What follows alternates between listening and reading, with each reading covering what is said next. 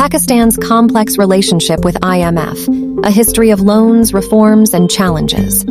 Article written by respected Mr. Shaneel Memon Advocate. Pakistan and the International Monetary Fund, IMF, have had a long-standing and complex relationship.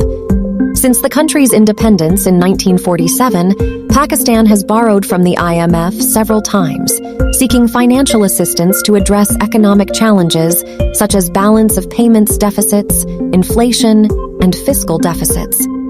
However, this relationship has often been fraught with challenges, with Pakistan's government struggling to implement the reforms demanded by the IMF and the fund criticizing the country's economic policies. History of IMF-Pakistan relations. Pakistan's first loan from the IMF came in 1958, just a decade after the country's independence. Since then, the country has had 22 IMF programs, including 14 standby arrangements, SBAs, 5 extended fund facilities, EFFs, and 3 poverty reduction and growth facility, PRGF arrangements. The most recent program, approved in July 2019, was a 3-year extended fund facility worth $6 billion, aimed at stabilizing Pakistan's economy and promoting sustainable growth.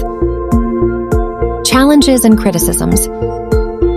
Despite these loans, Pakistan has struggled to implement the reforms demanded by the IMF. Many of these reforms are politically challenging and have faced opposition from various stakeholders, including labor unions and opposition parties. In addition, Pakistan has a history of failing to meet IMF targets and commitments, leading to delayed disbursements and program suspensions. The IMF has also criticized Pakistan's economic policies, particularly its over-reliance on borrowing, its high levels of debt, and its inability to implement structural reforms to address long-standing challenges such as corruption, tax evasion, and weak governance. The IMF has also called on Pakistan to increase revenue mobilization, reduce public debt, and improve the business climate to attract foreign investment. Recent developments. The latest IMF program, approved in 2019, has faced its own set of challenges. Pakistan has struggled to meet several of the program's targets, including those related to tax collection, energy sector reforms, and privatization. In addition, the COVID-19 pandemic has disrupted the country's economy and forced the government to shift its priorities towards addressing the health crisis.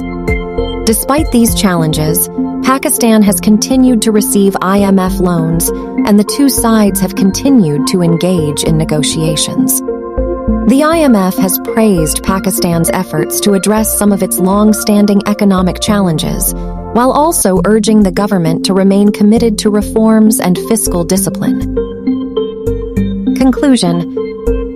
Pakistan's relationship with the IMF has been a complex and often difficult one. While the fund has provided much-needed financial assistance to Pakistan, the country has struggled to implement the reforms demanded by the IMF and has faced criticism for its economic policies.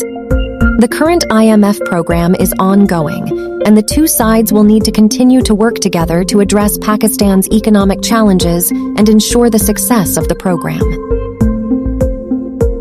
This article written by respected Mr. Shaneel Memon Advocate.